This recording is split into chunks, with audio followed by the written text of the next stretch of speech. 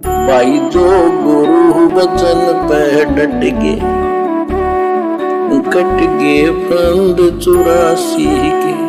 अगली आरती असल पठाऊं यानी बताऊं समझाऊं। ये जो निर्णायक की आरती है, जो ज्ञान युक्त आरती है, जो सार निकाल कर दे दी गई है।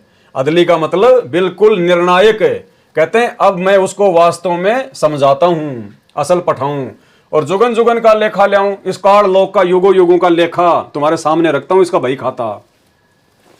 जा दिन ना थे पिंड नहीं प्राणा, नहीं पानी पवन जिमी असमाना। जिस समय ना तो ये शरीर था, ना ये प्राण थे, ना ये आत्माएं थी।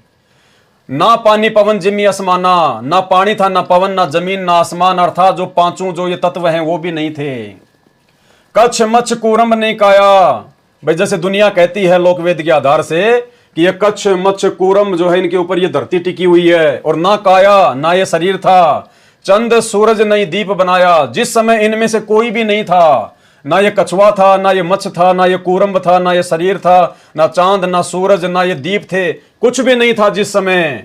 शेष महेश गणेश न ब्रह्मा, ना शेष नाग की उत्पत्ति हुई थी, ना श्री शंकर जी की उत्पत्ति थी, ना गणेश जी की, ना ब्रह्मा जी की। नारद सारद ना विश्वकर्मा, नारद मानी नारद जी, शारद यानी शारदा सरस्वती ब्रह्मा जी की बेटी, और ना विश्वकर्मा। जिस समय ये कोई भी नहीं थे।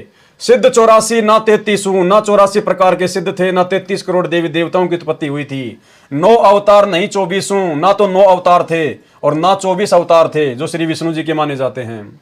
5 तत्व ना ही गुण तीना, ना तो 5 ये तत्व थे उस समय तक, पृथ्वी अग्नि जल वायु आकाश, और ना ये तीनों ये गुण थे, रजगुण तमगुण और ये सतगुण। नाद बिंद ना ही घटसीना, और ना कोई नाद बिंद का चक्कर था, ना कोई बिंद वाले भगत थे, ना कोई नाद वाले भगत थे। ना घट सीना, घट मानी ये शरीर भी नहीं थे, और सीना मानी ये सीना, ये छाती भी नहीं बनी थी उस समय तक। जैसे कई लोग छातियां पीटते हैं ना कि मैं ये कर दूं, मैं वो कर दूं, तो कहते हैं वो छाती पीटने वाले भी नहीं थे यहां पर।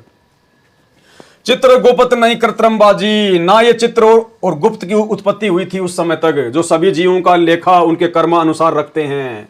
ना ही कृत्रिमबाजी यानी 21 ब्रह्मांड को परमात्मा ने नकली साजबाज बताया है। ये 21 ब्रह्मांड रूपी एक कृत्रिमबाजी भी नहीं थी जिस समय तक। और धर्मराज नहीं पंडित काजी, ना ये धर्मराज था जो सबका लेखा जोखा करता है, ना कोई पंडित था, ना कोई काजी था, यानी उस समय तक किसी का भी जन्म नहीं हुआ था। धुंधुकार अनंत युग बीते, यानी ऐसे ही अनंत युग बीत गए थे। जा दिन कागज कहो किंचीते, बताओ उस समय ये कागज कौन संभाला करता था? ये चित्रगुप्त वगैरह कहां थे? पाप और पुण्य कहां थे? जा दिन कागज कहो किंचीते, उन कागजों को किसने संभाला, किसने देखा? जा दिन थे हम तकत खवासा। अब गरीबदास जी स्वयं कह रहे हैं कि उस दिन, उस समय जब 21 ब्रह्मांड भी नहीं था, यहाँ के देवी देवता भी नहीं था, 5 तत्व 3 गुण भी नहीं थे, कुछ भी नहीं था। कहते हैं जा दिन थे हम तकत खवासा, हम उस परमपिता परमेश्वर जी के दरबार में, हम उसके खास नौकर की तरह वहां पर थे। तन के पाजी सेवक दासा, उसकी सेवा किया करते थे, उसके हम दरबारी थे। शंख युगन परलो परवाना, परलो यानी ये प्रलय होना। कहते हैं शंखों युग बीत गए इस सृष्टि को, यहाँ की सृष्टि को जो है उत्पत्ति और ये प्रलय होते हुए। उस समय हम सत्य पुरुष के संग रहाना, हम सतलोक में सत्य पुरुष के साथ रहा करते थे। दास गरीब कबीर का चेहरा, यानी अपने आप को कह रहे हैं कि मैं तो कबीर जी का दास था, गुलाम हूं, नौकर हूं। और सतलोक अमरापुर डेरा, उस समय में सतलोक में रहता था, उस अमरपुर में वो मेरा डेरा था, मेरा रहने का स्थान था। क्या अनुवाद किया गुरुदेव जी ने? आरती नंबर 14 का सरलार्थ, अदली आरती असल पठाऊं। संत गरीबदास जी को परमेश्वर कबीर जी का साक्षात्कार हुआ था। परमेश्वर ने अपने द्वारा रची सृष्टि का आदि से वर्तमान तक का सारा ज्ञान बताया। उसी ज्ञान को संत गरीबदास जी ने बताया, कहा है कि अब मैं वास्तविक निर्णायक आरती अर्थात पद्य भाग में वर्णित करके वास्तविक ज्ञान बताता हूं।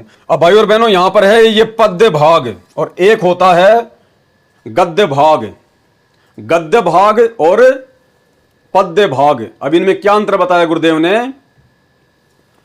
गद्य भाग उसको कहते हैं जहां केवल वाणियां ही सुनाई जाती है, वाणियों का खुलासा नहीं किया जाता। जैसे आदरणीय गरीबदास जी महाराज जी का जो सदग्रंथ साहिब है पूरा का पूरा, वो गद्य भाग में है क्योंकि उसका सरलार्थ नहीं किया गया। और पद्य भाग कहते हैं वाणियां सरलार्थ सहित, यानी वाणियां भी हैं और नीचे उनका सरलार्थ भी किया हुआ है। जो सरलार्थ होता है उसको कहते हैं पद्य भाग। तो अब गरीबदास जी कहने कि मैं अब इसको पद्य भाग में सुनाता हूं, गाकर सुनाता हूं तुम्हारे को सही प्रकार से। वास्तविक निर्णायक आरती अर्थात पद्य भाग में वर्णित करके वास्तविक ज्ञान बताता हूं। अदली अर्थात न्यायकारी, निर्णायक, असल, वास्तविक आरती पद्य भाग में अर्थात स्तुति रूप में पठाऊं, भेजता हूं, अर्थात संदेश देता हूं। युगों युगों का लेखा खाता लाकर सृष्टि रचना का ज्ञान कराता हूं। मैं उस समय भी, जिस समय न पिंड था, न शरीर था, न प्राण थे, न जीव था, न पानी था, न पवन, न पृथ्वी तथा न आकाश था। पौराणिक संतजनों की धारणा है कि कच्छ, मच्छ, कूरम आदि ये ऊपर सृष्टि ठहरी जो रुकी है, उसके विषय में बताया कि उस समय न तो कच्छ मच्छ अवतार हुए थे, न कूरम उत्पन्न हुआ था, न ही चांद तथा सूरज तथा न कोई दीप जन्मा था, न शेष नाग की उत्पत्ति हुई थी, न गणेश जी की उत्पत्ति हुई थी, न ब्रह्मा जी की उत्पत्ति हुई थी। यानी वाणियां वैसे अपने आप में बहुत ज्यादा सरल हैं और इनका जो अनुवाद है वो तो सरल होगा ही। न शिव जी की उत्पत्ति हुई थी, न ऋषि नारद जन्मा था, न शारदा अर्थात शारदा बेटी ब्रह्मा जी की, न विश्वकर्मा, विश्वकर्मा कौन है, ये ब्रह्मा जी का बेटा, वो भी उत्पन्न नहीं हुआ था। परमेश्वर कबीर जी द्वारा बताए गए सृष्टि रचना के ज्ञान को संत गरीबदास जी ने वर्णन करते हुए बताया है कि जो 84 सिद्ध माने जाते हैं और 33 करोड़ देवता महिमा के पात्र बने हैं और जिन 9 अवतारों तथा 24 अवतारों को भगत समाज परमात्मा रूप मानकर पूज रहा है, उन सब का भी अस्तित्व नहीं था। 5 तत्व पृथ्वी, जल, अग्नि, पवन तथा आकाश तत्व उत्पन्न नहीं हुए थे और न तीनों गुण रजगुण, सतगुण तथा तमगुण उत्पन्न हुए थे, न नाद जो वचन के शिष्य बनते हैं तथा जो बिंद अर्थात महंत परंपरा भी नहीं थी, तथा न घट अर्थात संत भाषा में शरीर को घट कहते हैं, अर्थात शरीर, तथा न शरीर का सीना यानी छाती आदि अंग नहीं थे जो सीना ठोककर शरीर के बलवान होने का गर्व करते हैं, ये भी नहीं थे। पहले समय में न तो चित्र तथा गुप्त 2 लेखाकार थे जो मानव के शुभ अशुभ कर्म लिखते थे, न उस समय यह कृत्रिम काल की बनी रचना बाजी सृष्टि थी। उस समय काल का न्यायाधीश धर्मराय तथा हिंदुओं के गुरु पंडित तथा मुसलमानों के गुरु काजी मुल्ला आदि नहीं थे। संत गरीबदास जी ने कहा कि आज आप ज्ञान प्रचार करते हो कि चित्र तथा गुप्त सबके शुभ अशुभ कर्मों को लिखते हैं। जिस समय काललोक नहीं बना था, अनंत युग तक यहाँ अंधकार धुंधुकार था, उस समय किसके शुभ अशुभ कर्मों को कागज पर किसने लिखा, कागज कौन चीतता था, कागज चीता। अपनी स्थिति भी स्पष्ट की है कि कहीं कोई प्रश्न उत्पन्न करे फिर गरीबदास जी कहां थे, तो फिर क्या कहा है, उसका समाधान भी साथ के साथ कर दिया है। जा दिन थे हम तकत खवासा, कहा है कि उस समय सतलोक यानी आदि अमरलोक की रचना परमेश्वर कबीर जी ने कर रखी थी, यानी सबसे पहले परमात्मा ने सतलोक की रचना की थी। उन दिनों में परमेश्वर के तकत अर्थात सिंहासन के निकट अर्थात उनके पास खवास नौकर था। मैं उसी समय से अमर शरीर धारण किए था। मैं शरीर का पाजी धारण करने वाला, पाजी का अर्थ अज्ञानी भी होता है, था तथा परमात्मा का दास, गुलाम, सेवक, सेवादार था। संख्यों युगों तक यहाँ काल लोक में प्रलय रही, यह परवाना अर्थात लिखित प्रमाण है। मैं सत्य पुरुष जी के साथ रहता था। संत गरीबदास जी ने स्पष्ट कर दिया है कि मैं परमेश्वर कबीर जी का चेला नौकर हूं और मेरा सतलोक अमर स्थान डेरा निवास स्थान है। यानी अपने आप को छुपा कर आदरणीय गरीबदास जी महाराज जी कबीर परमात्मा का अपने आप को दास बता रहे हैं। 16 संग पर हमरा तकिया, अब देखो यहां क्या कह रहे हैं, 16 संग पर हमरा तकिया, हम गगन मंडल के जिंदा। तो गगन मंडल का जिंदा तो भाई एक ही है, कबीर परमात्मा।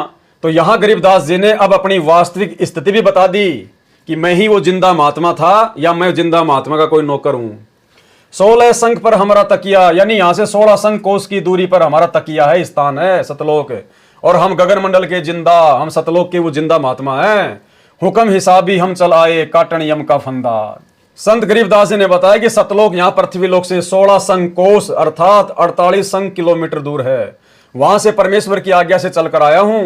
भक्ति का सत्य ज्ञान तथा सच्चे नाम जाप से काल द्वारा रचा जन्म मरण का फंदा काटने आया हूं। जिस प्रकार स्वयं परमेश्वर होते हुए सतगुरु रामपाल जी भगवान भी अपने आप को छुपाकर इसी प्रकार से कहते हैं कि मैं तो परमात्मा का भेजा हुआ दास आया हूं। भाई जो गुरु बचन पे डट गए, कट गए फंद 84 के, कट गए फंद 84 के, कट गए फंद 84 के।